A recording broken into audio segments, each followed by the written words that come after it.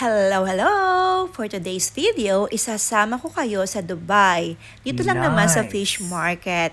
Guys, ano bang meron dito? So tara, alamin natin. So one Sunday morning, What? inaya ko ng asawa ko kasi off niya.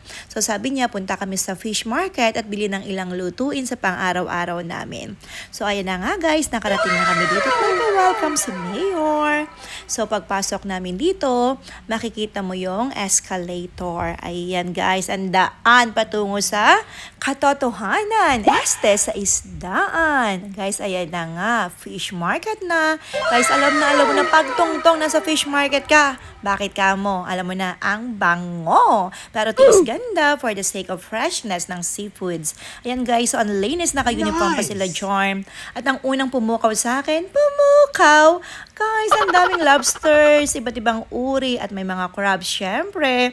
At ang mga pusit. Guys, ang lalaki, mga panos. Ang sarap nito. Naalala ko yung luto ng tatay ko, ang adobong pusit. At guys, ang mga sugpo, ayan, ang sarap isigang. At ang salmon, guys, salmon, not salmon, silent L. At ayan na guys, ang dami ang lalaki. At yung iba talaga galit na galit ang hasang pulang-pula. At yan guys, ang isa sa mga tinitingnan ko kapag bumibili ako ng isda. Mini-make sure ko mapula ang hasang. Diba kapag pulang-pula, meaning talaga fresh pa yung isda. Ayan guys, yung iba dito hindi ko kilala kasi parang first time ko lang din silang nakita. Pero ito guys, tilapia, alam mo na yan. Salmon fillet. Guys, talaga namang sariwa. Medyo mahal sa mall yung mga salmon ha, tsaka itong mga tuna na to. Kaya kung may time ka, kung nandito ka rin lang sa Dubai, punta ka na sa fish market dito sa Dera. Sa nga pala guys, kapag pala pumunta ka dito, huwag mong kalimutan magdala ng container mo o lagayan ng iyong bibilhin. Kasi nakalimutan namin. Kasi baka mag-leak sa car. So medyo may amoy din naman siya. Ayan guys, natuwa pa nga ako dito sa octopus at talagang tinaas ko pa yun. Guys, so sad sila. Kasi daw di sila seryoso. Last ko na yarn. Guys, ayan, ang haba. Bangus yata itong mga to. Ayan. Ang dami. Oh, parang tulingan to. Ayan na, may pagsayaw pa si Inday. And guys, akala naman ni Koya, artista ako, tinawag pa ako. Sabi ko, hindi ako bibili. So, binalik ko na yarn.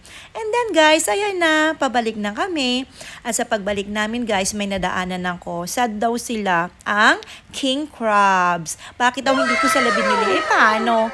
Ang mahal. So, goodbye tayo dyan at punta tayo sa fruits and vegetables section. Guys, ayan na, namilog na, nanilaw na, ang dami. Wow! Guys, mura lang talaga dito. Alam nyo ba, no isang araw, umorder ako ng mangga online. 2 piraso ha, 13 dirhams, na 200 pesos na yun sa atin. Di ba ang mahal dito, 1 kilo na yon. Guys, ito pa nga, ang kintab. Hindi ang ulo ni Koya ha, ng kamates. Kayo talaga, oh. Guys, ang dami pa ditong green leafy. Green leafy.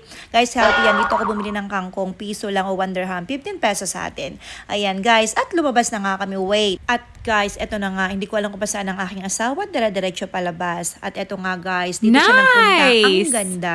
Guys, kapag medyo gusto mo mag-unwind, matapos ka mamalengke, ayan, emote ka lang dyan sa fresh air. And eto na nga, guys. Bumalik na kami. And inilagay na namin yung aming mga napamarakahan. Ilang piraso. Mga halagang 200 dirhams. Okay na yan. Good for a week. Or more than pa nga. And then, uwi na kami, Chorn, by waterfront. At kung bago ka dito sa Dubai at gusto mo pumunta dito sa fish market, ilagay ko yung address yan sa baba. So, paano ba yan? Bye for now or sa Arabic, masalama!